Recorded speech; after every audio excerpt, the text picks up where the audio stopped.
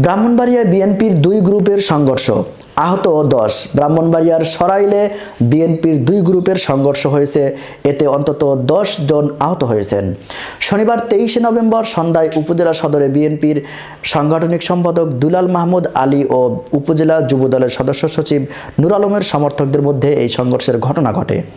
স্থানীয়রা জানায়, শনিবার বিকেলে সরাইল সৈয়দ সিরাজুল ইসলাম অডিটোরিয়ামে বাংলাদেশ জাতীয়তাবাদী তরুণ দল সরাইল উপজেলা শাখার কর্মী সভার আয়োজন করা হয়। সবাই কেন্দ্রীয় নেতৃবৃন্দ ছাড়াও স্থানীয় বিএনপি, যুবদল, ছাত্রদল সহ অঙ্গ সংগঠনের নেতৃবৃন্দ উপস্থিত ছিলেন।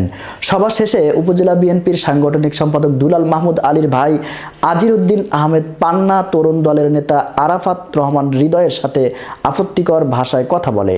এ সময় উপজেলা যুবদলের সদস্য সচিব নূর আলম আরাফাতের পক্ষ নিয়ে কথা বলে।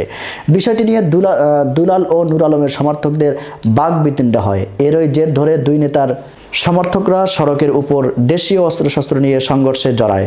প্রায় ঘণ্টাব্যাপী চলা সংঘর্ষের উভয় পক্ষের অন্তত 10 জন আহত হয়। এতে সরাইল উরাইল সড়কে যানবাহন চলাচল বন্ধ হয়ে যায়। পরে পুলিশ ও স্থানীয় লোকজনের হস্তক্ষেপে পরিস্থিতি নিয়ন্ত্রণে আসে। ঘটনার পর থেকে এলাকায় থমথমে অবস্থা বিরাজ করছে। সরাইল থানার ভারপ্রাপ্ত কর্মকর্তা রফিকুল হাসান জানান, খবর পেয়ে পুলিশ ঘটনাস্থলে পৌঁছে পরিস্থিতি নিয়ন্ত্রণে আনে। বর্তমানে পরিস্থিতি স্বাভাবিক রয়েছে বলে তিনি জানিয়েছেন। তবে অভিযোগ পেলে প্রয়োজনীয় আইনগত ব্যবস্থা নেবেন বলেও জানান তিনি।